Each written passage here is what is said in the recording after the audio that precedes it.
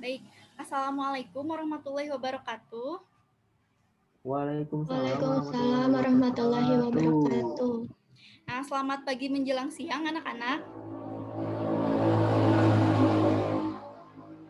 Pagi Bu. Pagi, Bu. Alhamdulillah ya kelas ini semangatnya luar biasa sekali meskipun hari ini sudah menjelang siang. Nih, bagaimana nih kabarnya anak-anak? Alhamdulillah, Bu, baik. Alhamdulillah ya, semoga kita selalu diberikan kesehatan. Terlebih lagi saat ini kita masih dalam suasana pandemi COVID-19. Jadi jangan lupa ya, kita harus selalu hidup disiplin, terapkan 5M, memakai masker, mencuci tangan, menjauhi kerumunan, dan membatasi mobilisasi. Baik, nah sebelum memulai pembelajaran kali ini, alangkah baiknya kita berdoa terlebih dahulu agar diberikan kelancaran. Silakan kepada KM untuk memimpin doa. Ya Bu, baik Bu. Kepada seluruh teman-teman, sebelum kita mengawali pembelajaran hari ini, marilah kita berdoa menurut kepercayaan dan agama masing-masing. Doa dicukupkan. Terima kasih Bu. Ya, terima kasih ya Agung. Hari ini kita akan memasuki pertemuan kedua. Nah, Ibu ingin mengecek kehadirannya terlebih dahulu. Bagaimana sekretaris, apakah hari ini ada yang tidak hadir? Alhamdulillah, Bu, hadir semua. Nah, baik, bagus ya. Nah, sekarang Ibu ingin minta kalian untuk menyiapkan alat tulisnya. Jangan lupa juga catat poin-poin penting yang Ibu sampaikan dan Ibu harap kalian mengikuti pembelajaran kali ini dengan serius. Baik, apakah di sini ada yang masih ingat pertemuan minggu lalu kita membahas mengenai materi apa? Saya Bu, pertemuan minggu lalu kita mempelajari mengenai hakikat perlindungan dan penegakan hukum Bu. Ya, bagus ya Adit. Betul, minggu lalu kita mempelajari mengenai hakikat, perlindungan, dan juga penegakan hukum.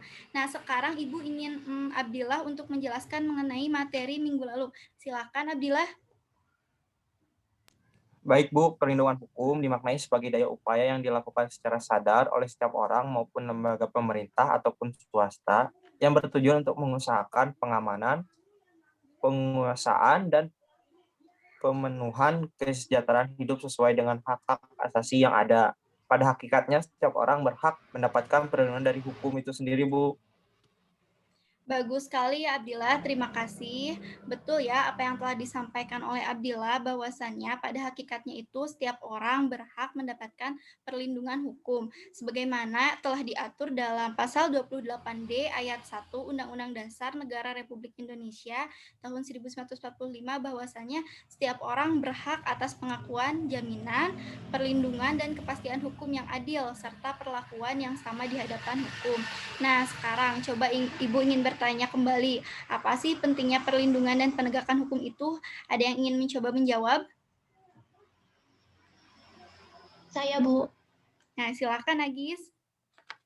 Perlindungan dan penegakan hukum sangat penting dilakukan karena dapat mewujudkan tegaknya supremasi hukum, tegaknya keadilan, dan mewujudkan perdamaian dalam kehidupan di masyarakat. Sekali ya, Gis, jawabannya.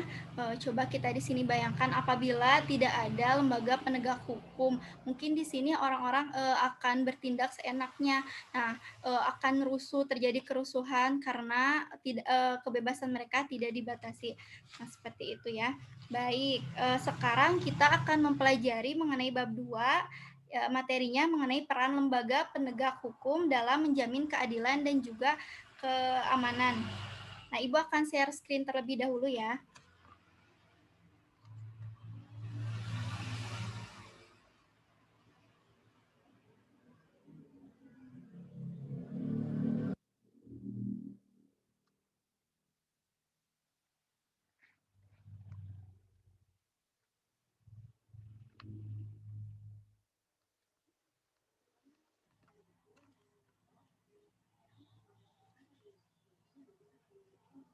Bagaimana? Apakah sudah terlihat?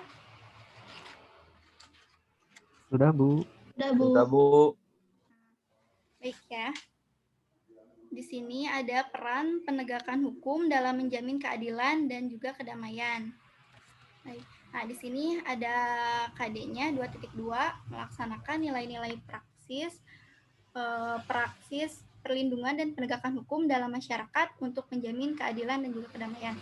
Dan di sini ada indikatornya ya. Nah, selanjutnya Ibu ingin kalian untuk mendeskripsikan infografis yang telah Ibu tampilkan. Nah, silakan di sini ada yang ingin coba menjelaskan? Izin Ibu, izin menjelaskan. Ya, silakan Agung. Ya, jadi dari infografis di Salidia yang Ibu tayangkan ini berbicara mengenai infografis ya Bu ya. Infografisnya tuh bahwa digambarkan terdapat 5 lembaga penegak hukum Bu. Yang pertama itu ada kepolisian atau biasa kita sebut Polri, lalu juga ada kejaksaan, ada kehakiman, ada advokat, dan yang terakhir yaitu ada KPK Bu.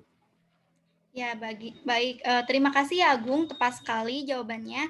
Jadi Indonesia ini memiliki lembaga penegak hukum, memiliki 5 lembaga penegak hukum. Yang pertama ada Polri, atau biasa kita sebut dengan polisi. Yang kedua ada kejaksaan, ada kehakiman, ada advokat, dan ada KPK, Komisi Pemberantas Korupsi. Nah, kemudian di sini ada makna selanjutnya ya. Nah, di sini ada makna dan unsur-unsur penegakan hukum. Nah, menurut Andi Hanzah, perlindungan hukum dimaknai sebagai daya upaya yang dilakukan secara sadar oleh setiap orang maupun lembaga pemerintah dan swasta yang bertujuan mengusahakan pengamanan, penugasan, dan pemenuhan kesejahteraan hidup sesuai dengan hak-hak asasi yang ada. Nah, makna tersebut tidak terlepas dari fungsi hukum itu sendiri, yaitu untuk melindungi kepentingan manusia. Dengan kata lain, hukum memberikan perlindungan kepada manusia dalam memenuhi berbagai macam kepentingannya. Nah, kemudian di sini ada unsur-unsur penegakan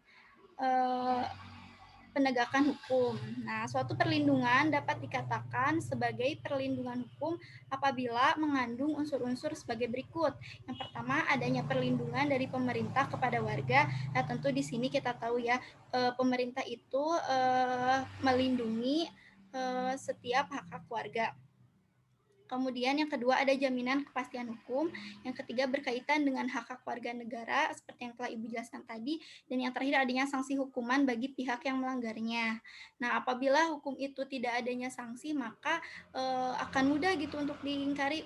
Untuk itu dalam hukum itu harus adanya sanksi yang tegas itu. Nah, kemudian di sini ada yang pertama peran Polri dalam penegakan hukum. Nah, lembaga penegak hukum yang pertama itu Polri atau Kepolisian Republik Indonesia atau yang sering disingkat Polri ini merupakan lembaga negara yang berperan dalam memelihara keamanan dan ketertiban masyarakat, menegakkan hukum serta memberikan perlindungan, pengayoman, dan pelayanan kepada masyarakat dalam rangka terpeliharanya keamanan dalam negeri. Nah, di sini selanjutnya dijelaskan dalam pasal 13 Undang-Undang Nomor 2 Tahun 2002 tentang Kepolisian Negara Republik Indonesia dijelaskan bahwa tugas pokok Polri itu adalah yang pertama ya, memelihara keamanan dan juga ketertiban masyarakat. Yang kedua ada menegakkan hukum dan yang ketiga memberikan perlindungan dan pelayanan kepada masyarakat. Nah, kemudian di sini dalam menjelaskan tugas pokok tersebut, Kepolisian Negara Republik Indonesia ini memiliki kewenangan. Nah, kewenangan tersebut tercantum dalam pasal 16 Undang-Undang Nomor 2 Tahun 2002 tentang Polri. Nah, telah menetapkan kewenangannya sebagai berikut. Nah, kalian bisa di sini bisa baca ya, banyak sekali kewenangan Polri. Nah, selanjutnya lembaga yang kedua, lembaga penegak hukum kedua yaitu kejaksaan. Nah, kejaksaan merupakan lembaga negara yang melaksanakan kekuasaan negara khususnya di bidang penuntutan. Nah, penuntutan merupakan tindakan jaksa untuk melimpahkan perkara pidana ke pengadilan negeri yang berwenang dalam hal dan menuntut cara yang diatur dalam undang-undang dengan permintaan supaya diperiksa dan diputus oleh hakim. Nah, pelaku pelanggaran pidana yang akan dituntut ini yang benar-benar telah terbukti bersalah. Nah, keberadaan jaksa ini diatur dalam Undang-Undang Republik Indonesia nomor 16 tahun 2004 tentang Kejaksaan Republik Indonesia. Nah, selanjutnya kejaksaan dikelompokkan menjadi 3 bidang. Yang pertama di bidang pidana, kedua di bidang perdata dan juga tata usaha negara, dan yang ketiga dalam bidang ketertiban dan ketentraman umum. Nah, di sini untuk mengefektifkan perannya, lembaga kejaksaan di Indonesia ini memiliki 3 tingkatan. Yang pertama ada Kejaksaan Agung di tingkat pusat yang dipimpin oleh seorang jaksa, disebut Jaksa Agung. Nah, yang kedua, Kejaksaan Tinggi di tingkat provinsi yang dipimpin oleh seorang jaksa yang biasa disebut sebagai Kepala Jaksa Tinggi atau Kajati. Yang ketiga, ada Kejaksaan Negeri yang berada di tingkat kabupaten atau kota yang dipimpin oleh seorang Kepala Kejaksaan Negeri atau Kajari. Nah, lembaga penegak hukum yang ketiga yaitu kehakiman. Peran hakim dalam penegakan hukum di sini adalah hakim adalah pejabat peradilan negara yang diberi wewenang oleh undang-undang untuk mengadili. Nah, mengadili di sini merupakan serangkaian tindakan hakim untuk menerima, memeriksa, dan juga memutuskan perkara hukum berdasarkan asas bebas, jujur, dan tidak memihak di sebuah bidang pengadilan berdasarkan ketentuan perundang-undangan. Nah, baik. Selanjutnya di sini. Nah, menurut ketentuan Undang-Undang Nomor RI Nomor 48 Tahun 2009, ketentuan kekuasaan kehakiman, hakim berdasarkan jenis lembaga peradilannya dapat diklasifikasikan menjadi 3 kelompok. Yang pertama ada hakim pada Mahkamah Agung yang berada di bawah Mahkamah Agung, yaitu dalam lingkungan peradilan umum, lingkungan peradilan agama, lingkungan peradilan militer, lingkungan peradilan tata usaha negara, dan hakim pada pengadilan khusus yang berada dalam lingkungan peradilan tersebut. Yang ketiga ada hakim pada Mahkamah Konstitusi yang biasa disebut dengan hakim konstitusi. Seperti itu ya. Nah, yang keempat ada lembaga penegak hukum yaitu advokat. Nah, advokat di sini atau biasa kita kenal dengan pengacara, di sini kalian pasti sudah tidak asing lagi ya mendengar kata pengacara. Nah, advokat adalah orang yang berprofesi memberi jasa hukum baik di luar maupun di dalam pengadilan. Jasa hukum yang diberikan berupa memberikan konsultasi hukum, bantuan hukum, menjalankan kuasa, mewakili, membela, mendampingi, dan juga melakukan tindakan hukum. Seperti itu. Nah, di sini keberadaan advokat sebagai salah satu penegak hukum itu telah diatur dalam Undang-Undang Republik Indonesia Nomor 18 Tahun 2003 tentang advokat. Nah, adapun tugas dari advokat secara khusus adalah membuat dan mengajukan gugatan, jawaban, tangkisan, sangkalan, memberi pembuktian, mendesak segera disidangkannya atau diputuskannya perkara, dan sebagainya. Nah, di samping itu juga ya, pengacara bertugas membantu hakim dalam mencari kebenaran dan tidak boleh memutarbalikkan peristiwa demi kepentingan kliennya agar kliennya menang dan bebas. Nah, jadi selain itu di sini juga peran advokat untuk membantu hakim. Nah, kita tahu ya, ketika dalam persidangan suka ada advokat yang mendampingi terdakwa. Nah, di sana terdakwa membantu hakim memberikan bukti-bukti mengenai peristiwa tersebut. Nah, setelah itu, nah yang terakhir ada KPK atau Komisi Pemberantas Korupsi. Nah, KPK ini adalah sebuah komisi yang dibentuk pada tahun 2003 berdasarkan Undang-Undang Republik Indonesia Nomor 30 Tahun 2003 tentang Komisi Pemberantasan Tindakan Korupsi. Nah, tujuannya dibentuk KPK ini adalah untuk mengatasi, menanggulangi, dan juga memberantas korupsi. Baik. Nah, apakah ada yang ingin ditanyakan?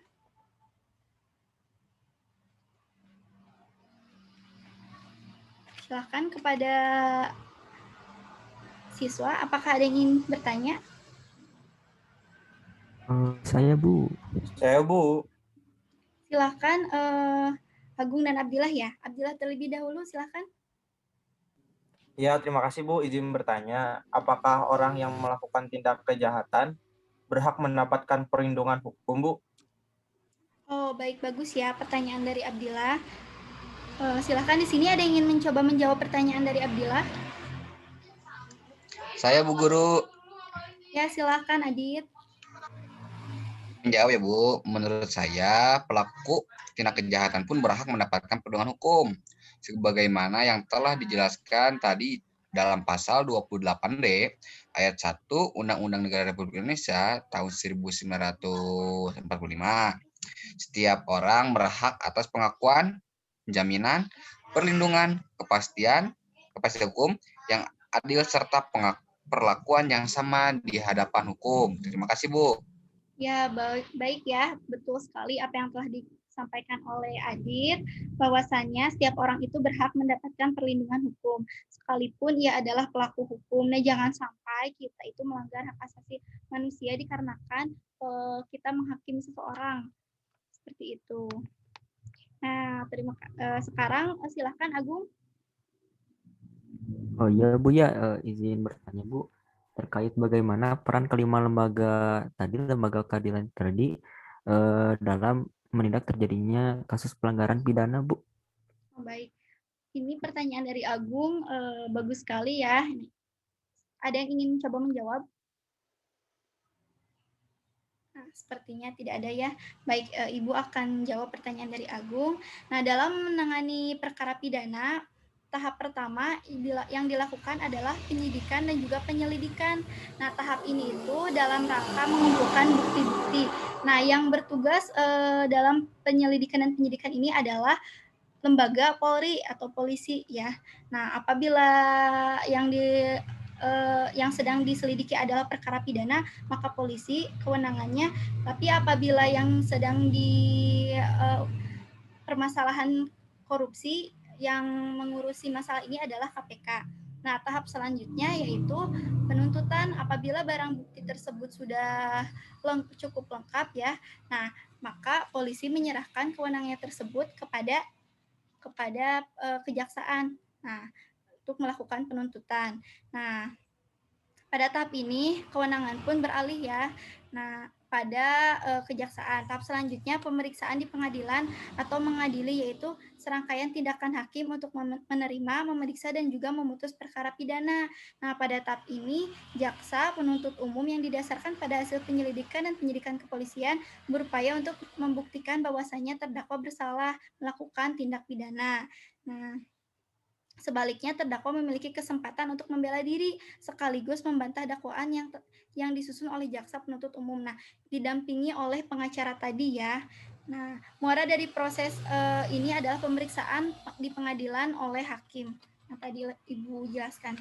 Nah, baik, sekarang Ibu ingin menugaskan kalian untuk membuat peta konsep dari materi yang telah kita pelajari hari ini. Nah, Ibu akan memberi kalian waktu 10 menit untuk membuat peta konsep. Baik ya, waktunya sudah habis. Silakan Ibu ingin meminta Agis untuk menjelaskan peta konsep yang telah dibuat. Silakan Agis. Baik, Bu. Jadi lembaga penegak hukum di Indonesia itu ada 5, yaitu Polri, Kejaksaan, Kehakiman, Advokat, dan KPK. Polri bertugas untuk pemeliharaan keamanan dan ketertiban masyarakat, penegakan hukum, perlindungan, pengayoman, dan pelayanan kepada masyarakat.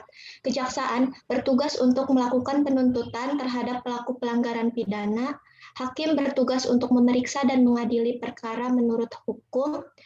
Advokat berperan untuk memberi jasa hukum dan KPK berperan untuk memberantas korupsi.